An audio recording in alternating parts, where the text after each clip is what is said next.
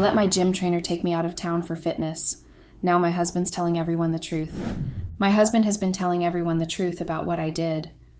I don't even know how he suspected enough to trace me and had found me in that situation, but he had, and now he's telling everyone about it. My name is Tahila, and I've been married to my husband Charles for 10 years now. We got married because I got pregnant with our first child, and Charles had wanted to do the honorable thing by marrying me, and he had managed to stay married to me for this long. Well, the thing is, I kind of made a situation where Charles would have no choice but to sleep with me. I have always been in love with Charles, right from the very first day I set my eyes on him, when my older sister introduced him to me as her boyfriend. I loved how he looked, his physique, his appearance, and even his profession. Charles is a doctor and had been practicing for 3 years when we met for the first time. I tried everything I could to get Charles to notice me. I was very jealous of my older sister, who always got all the fine guys. She was definitely more beautiful than me, and she never realized how easy it was for guys to get attracted to her.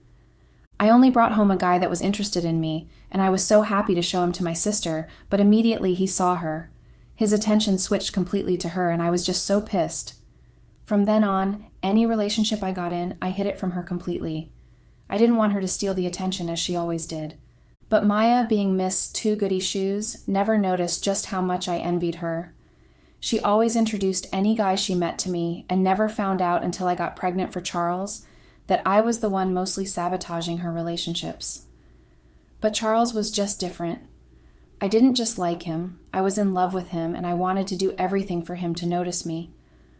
But it was almost difficult for the first 3 months of him being together with my sister. They were almost always together, especially whenever he came around, giving me nearly no chance at all to even get him to notice me.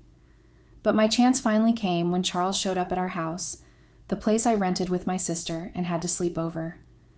He thought my sister was home, and his apartment apparently had an issue that would take about 2 days to fix, and our place was the closest to his workplace, so he decided to crash with us until the next day. My sister wasn't home that day.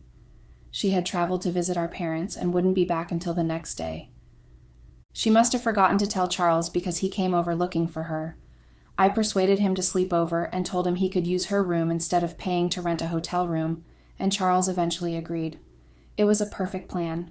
He had to be in the hospital very early the next day because he had a shift and couldn't afford to be late because he was apparently the only attending doctor on duty that day. Charles went to bed after I ensured that he ate. I managed to slip some sex-enhancing pill into his food while cooking, and when it was midnight, knowing that Charles would probably be restless, I went into my sister's room with the excuse of looking for something in my half-naked state. Everything happened as I planned, and Charles and I ended up sleeping together that night, and to me it was like heaven, but apparently not to Charles because he woke the next morning horrified by what had happened. He was pissed at me because he knew that I added something to his food, and then he made me promise not to tell my sister. And I promised him even though I had no intention of fulfilling that promise. And then luckily for me, I found out I was pregnant some weeks later. I was so happy and told my sister first before even informing Charles at all. The whole thing led to a big argument and fight between us, and is the reason why Maya still doesn't speak to me today years later, even though she's already married with 3 kids. Charles had to marry me, and even though he wasn't at all in love with me when we started, I thought my love was enough to sustain our marriage. After giving birth to our first child, my body easily went back to its former glory. Even though I didn't exactly have a fine face, I had a fine body, and it had always been what attracted men to me in the first place, but it wasn't the same after our second child. I grew fats in many places that there weren't supposed to be, and I didn't even realize it. I was busy taking care of the kids, and also trying to get Charles to love me as much as I loved him, to notice that I was losing myself. It was only when I had to go for a reunion and saw all my old friends, all looking like they didn't get a day older than when they left school, that I realized just how much I've let myself go. And there was the fact that my parents forced my sister and I home after almost 9 years of not speaking. And although we didn't reconcile because seeing her looking even more beautiful than the last time I had seen her made me feel so jealous and inadequate, it didn't help matters that her husband was calling nearly every hour to ask after her, telling her sweet words that made my sister blush and smile like a child. I felt envious because Charles didn't bother calling me not even once. I had in fact been the one to call him to tell him I was home, and he ended the call after saying to extend my greetings to my parents without listening further. I understood that he was busy at work, but it didn't stop me from feeling really awful, particularly seeing my sister like that on a phone call with her husband, whom she had already been married to for 7 years by then. Charles didn't notice that I had fats too in my body in places I didn't like. He didn't understand why I would always ask him to switch off the lights whenever we had sex, just so he didn't see my body and felt disgusted by it too much to even touch me again. Although Charles never made any comment about how fat I had become, I still couldn't help but feel that he must have noticed, and was just ignoring it because he didn't love me anyway. We never went on dates because of how busy he always was with work. The only dates we went on were with the kids, and even then he focused most of his attention on the kids. I never complained about it, though. I should have, but I never did. I thought because he never loved me from the beginning, I shouldn't give him more reasons to hate me. I felt like I should be comfortable enough with the affection he showed me. He still kissed me on the lips before going to work, and he still came back to bed and slept with me at night whenever he didn't have to work through the night. But over the years, it wasn't enough. I wanted what my sister had with her husband, even though I knew that my sister's husband worked from home and was always mostly available, unlike Charles. I wanted to wear a dress, and Charles's eyes would widen and he would forget work and want to spend each day with me instead of away from me.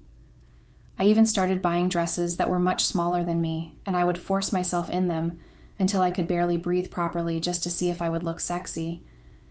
But it was always the opposite for me, and it just ended up destroying my confidence even further.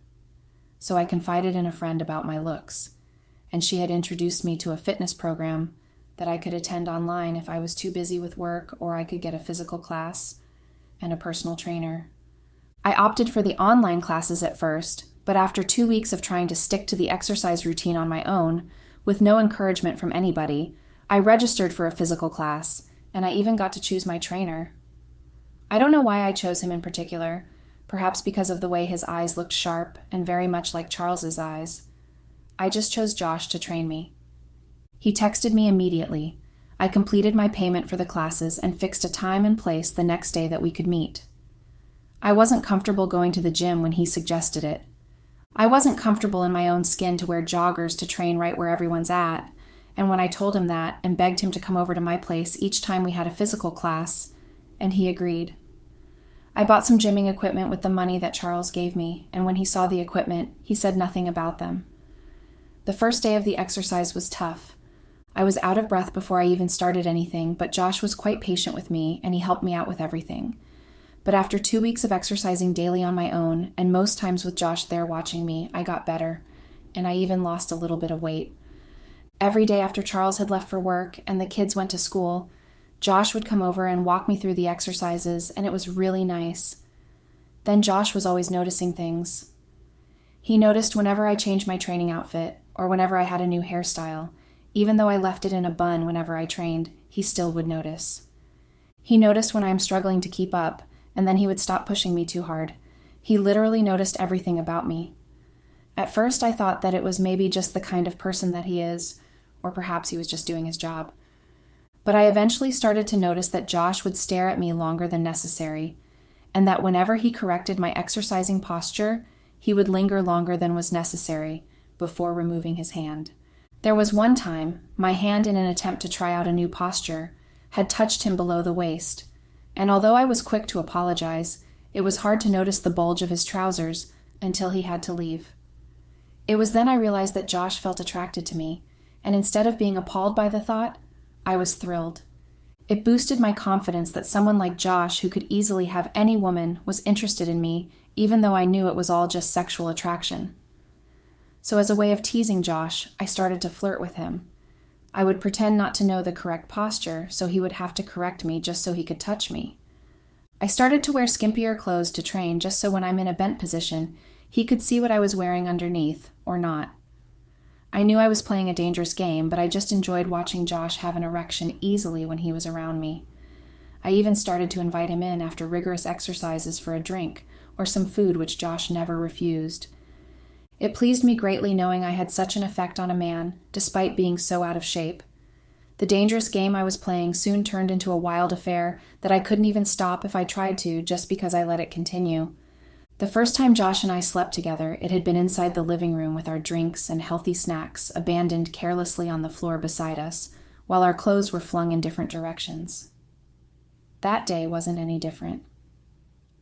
After about 3 hours of rigorous exercises and successful attempts to give Josh erection, I invited him in for drinks and snacks. But this time, I asked him if he wanted to watch a movie with me, and he agreed. I gave him the drinks and snacks we were eating before I went to quickly take my bath and wore a very short dress I had gotten before I even started my exercise journey, and it hadn't fit in then. But that day, it fitted like a glove, and I happily went to twirl in front of Josh to show him that the exercise was paying off. He was, of course, happy for me, but his eyes didn't leave my body after I sat down beside him, with my bottom barely covered, because the dress rode up when I sat, but I was feeling too sexy to adjust it, and I liked how Josh kept looking at me. Halfway through the movie, Josh dropped the drink in his hand on the floor, and the snacks too, and he just started kissing me. I was shocked, but I didn't push him away. Maybe because I had expected it, but I just didn't know it was going to happen at that moment. Josh wasted no time in pushing his tongue into my mouth and kissing me rather aggressively. Before I knew what was going on, we had shifted from the not-so-comfortable couch to the floor so we could have enough space for our wandering hands and lips. Josh managed to get me out of my gown. That took me about 10 minutes to put on in less than 2 minutes, and then we were having sex before I knew it without protection. I didn't even remember protection until we were done with the whole thing, and I remember quickly rushing to the room to pop one into my mouth before going back to meet Josh. Josh, clearly too comfortable in his own skin, hadn't even bothered putting his clothes back on and just sat there naked while sipping his formerly abandoned drink. We ended up having sex again before he left after the first time, because Josh apparently couldn't get enough of me. Josh left later that afternoon, and I was attacked by the feeling of guilt. But then I managed to brush it off. It was all Charles's fault. He didn't pay any attention to me, as Josh had been since we met. I felt like it was a consolation for having spent years trying to get one man to love me, so I pushed down the feeling of guilt that was bugging my mind. Josh literally got obsessed with my body after the first time and started showing up every day just to have sex with me instead of teaching me to exercise like I paid for. Usually he was only supposed to show thrice in a week, but Josh, clearly not being able to get enough of me, kept showing up. And on days I managed to convince him to exercise with me, he ended up turning it into an act of seduction until I'm so turned on, we're having sex the next minute. He would always call our sex another form of rigorous exercising, and truly, my body continued to go back into the shape it had always been in the beginning, after 3 months had passed. And for the whole of that 3 months that I've known Josh for, we were having sex for more than 2 months in it, and it was just wild. I loved how crazy he got when I decided to show up in sexy lingerie instead of my training clothes. He made me feel sexy, and it made me feel wanted when he couldn't ever get enough of me. Charles finally noticed my new physique, but not in the way I wanted him to. Instead of saying I had grown sexier like Josh would say each day he saw me, Charles had told me that I had grown thinner and was asking what the problem was. He apparently loved my ugly former shape, and he said he didn't like how I was starting to look like I was starving myself to look skinny. I was so pissed, but I didn't show it. I only told him about the fitness program, and Charles said nothing about it. He just focused on what he was reading to the kids and left me hanging. It was Josh who suffered through hearing every word I felt like saying to Charles, but couldn't bring myself to say, and then he comforted me by giving me what he had jokingly called mood reset sex. I didn't tell anybody about my affair with Josh, not even my friend who had introduced me to it. I liked how when she saw me, her eyes widened and she envied my body. I liked how our other friends eyed my new sexy look and asked me what I was doing to have such a body. I remember smiling at them and telling them I was only just exercising even though they didn't believe me, and felt like I was definitely doing something different than exercising. But eventually my secret got out in the open, and it was none other than my husband who had discovered it and chose to expose me without even trying to hear me out at all. Before Charles ever caught us at all, we almost got caught by a neighbor. Josh and I were together as usual, and we were busy making out in the kitchen when I heard a knock on the door before the soft opening of the door. Scared and curious about who it might be, I quickly adjusted my shift and my hair, which was in disarray from the way we had been making out, and rushed out to see who it was. It was Carrie, my old neighbor who sometimes came over to our house over the years to look for Charles, because he treated her for free even though it's against my wish. She had rich kids to pay for the treatments, but Charles still did it anyway. So when she saw me coming out of the kitchen with Josh right behind me, she looked at both of us curiously, and I quickly lied that Josh was my cousin, and that he was only visiting. She said nothing and just quickly left. It was only after she left that I realized that I didn't even adjust my clothes properly. Josh was pissed. He was mad that we didn't even get a chance to be together without even getting scared that someone was coming or something. I tried to comfort him, but Josh ended up leaving, still angry at the situation. But he came around the next day all bright and bubbly. He told me he had an idea that could have us be together without fear of being caught for a few days, and he told me what. I was skeptical at first, but I eventually agreed to the idea. He said that we would go out of town to some place where no one knew us, and we could actually have time to be ourselves without being scared. Although he was concerned about the money, because we would have to spend some money not only on the travel expenses, but also on feeding and accommodation, and I told him to just find out about the price and let me know. I was more concerned about a different matter. I didn't know how or what I was going to tell Charles, and then there were the kids. But Josh told me to tell him about some fitness program conference happening and that I wanted to attend it. I eventually agreed to tell Charles that, and we agreed on the next weekend for our trip. Charles was off duty for that whole weekend, and he could take care of the kids while I traveled. I thought of it as a win-win situation, but I didn't know that it was just the exact opposite. Before the weekend, I told Charles what Josh had told me to tell him, and he said nothing about it. He asked me if any of my friends were coming along, and I lied that the friend that had introduced me to the fitness program was also coming along, and after that he kept quiet. I thought that meant his approval, and so I planned my trip and eventually went on it. Josh and I were having the most fun of our lives, especially after we got there. We had first gotten into bed to unwind and relieve ourselves of the stress of sitting in a public transport all morning before we ordered ourselves some food and drinks. After feeding ourselves, we ended the afternoon again in bed and stayed until nighttime.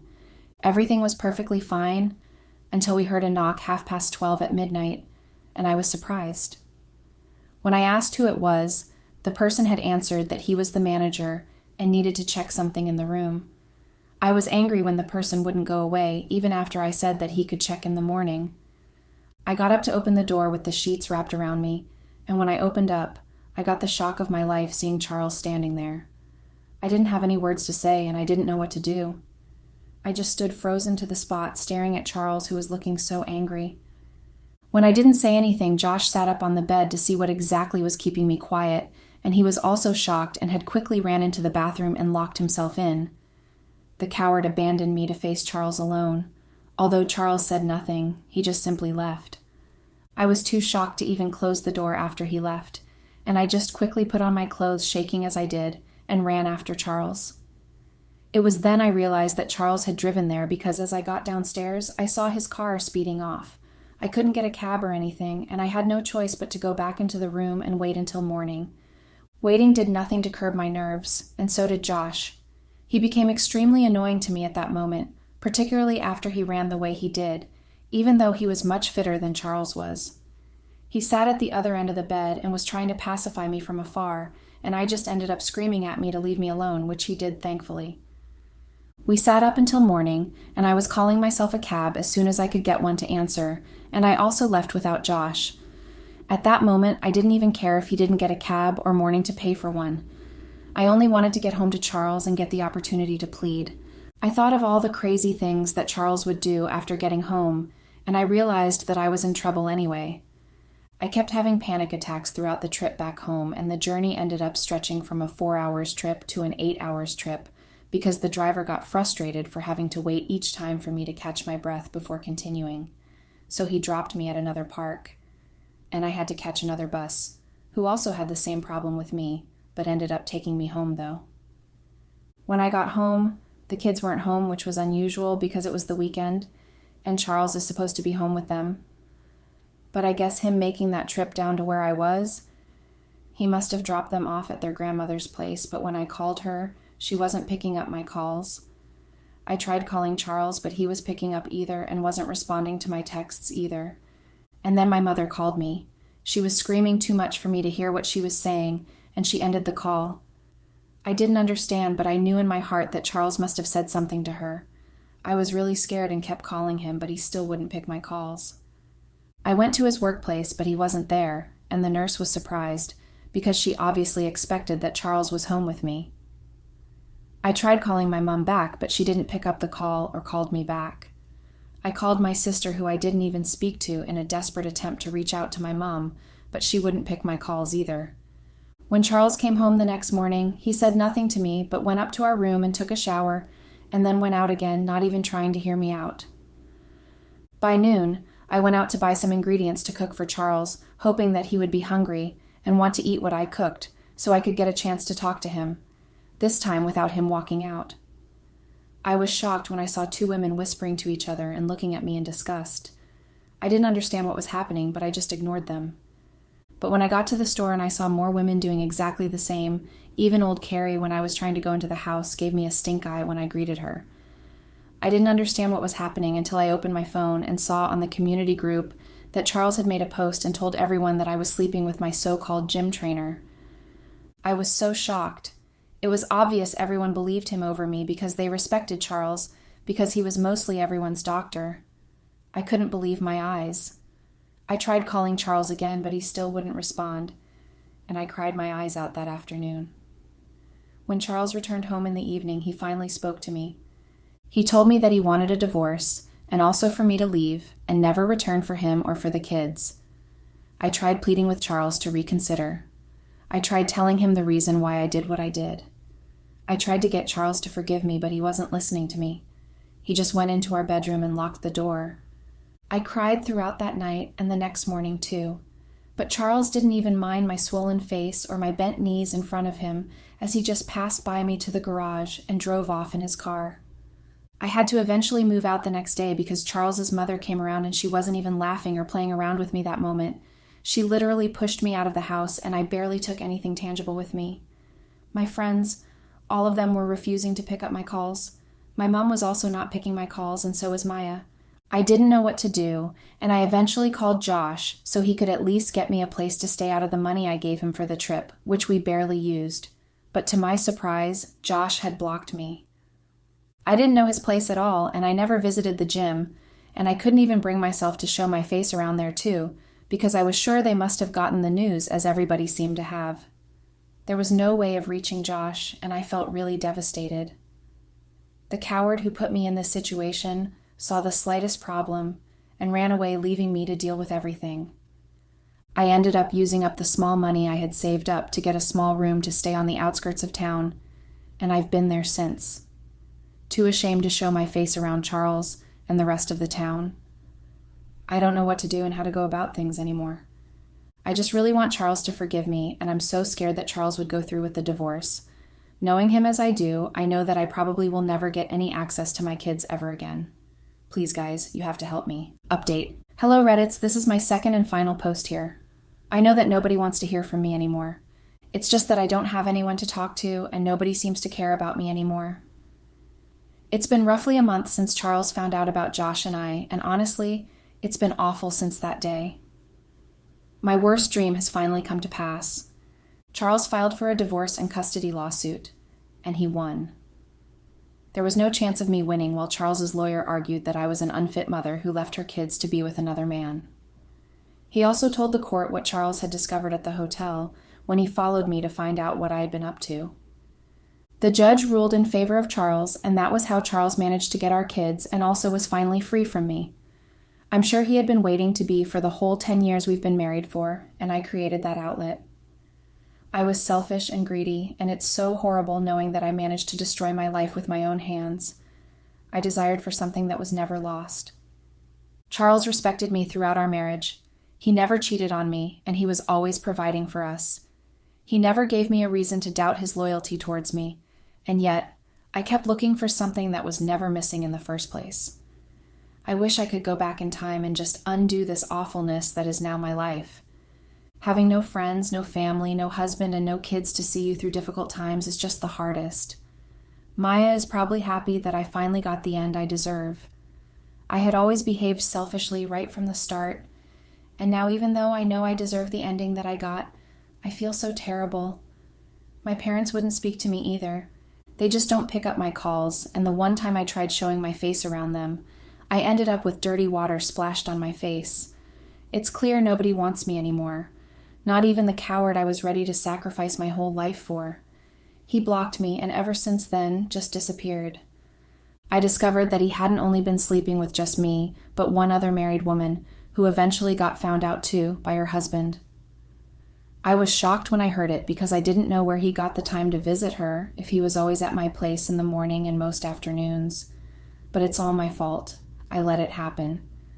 I really thought I could get away with everything I did, and I feel so terrible for thinking that I really could have. Knowing that my husband is no longer my husband and that I have no rights whatsoever to my kids hurts like hell. My brain keeps going back to that day when Charles had knocked on that hotel door and I opened the door to see his angry expression. I should have never gone on that trip. I should have realized that Charles was observing me. He was studying me in silence, but I didn't see it. I was blinded by the pleasure to see what was right in front of me. The way he kept quiet that day when I told him about the trip. When he had proceeded to ask if my friends weren't going, and the way he kept quiet afterwards. He must have had his suspicions then, but I was too caught up in my own emotions to see. My kids will probably grow to hate me. They will probably see me as an absentee mother who left them for a man. They will probably only ever acknowledge their father when they're old enough, and even when they become adults and understand the awful thing I did, they will probably choose never to see me again, and that feels so horrible. I feel so ashamed to even go and see them now. I fear showing my face around them because I'm scared to see the same look that had been on their father's face on their little faces. I don't think I can bear it. It will kill me even more than it had when I saw that look on their father's face. I spend every waking moment wishing that this was just a dream, that I would wake up back in bed beside Charles, that I will get the chance to kiss the kids' foreheads as I wish them a great day at school, and I would get to welcome them back home with already made lunch and ears ready to hear about their exciting or annoying day at school. But there's no chance of that ever happening. Not with the divorce finalized and me not having any rights to the kids anymore. I'm just now so empty. I've become this depressed divorcee that has nothing left for her except the agony brought about by the consequences of her own sins. I wish I could just turn back the hands of time back to that day. I selected Josh to be my trainer. I wish I could undo meeting him at all. But life doesn't do do-overs now, does it? It doesn't wait around in the corners until you realize yourself and pull yourself back. It strikes you at your lowest, and it definitely has done that countless times now. I've lost everything, and words alone cannot express just how deeply hurt I am by that. Because I mean nothing to everybody now. Even you guys think of me as nothing. Your obvious hatred shining through your comments. I cannot blame you guys for it. I deserve it. I know I do, and I'm presently my biggest hater. But it really doesn't make it hurt less. Even though I hate myself more than anybody in the world, it doesn't make your colorful description of me hurt less. I know that this is the end for me. I have ruined my life, and there's no redeeming me. There's no recovering from what I've lost. I know Charles and the kids will forever despise me, and it's a path that I have no choice but to walk down now from henceforth. I just hope that you guys are not choosing to follow my footsteps, because I can tell you for free that what follows the temporary pleasure is an everlasting life of pain. Goodbye, guys.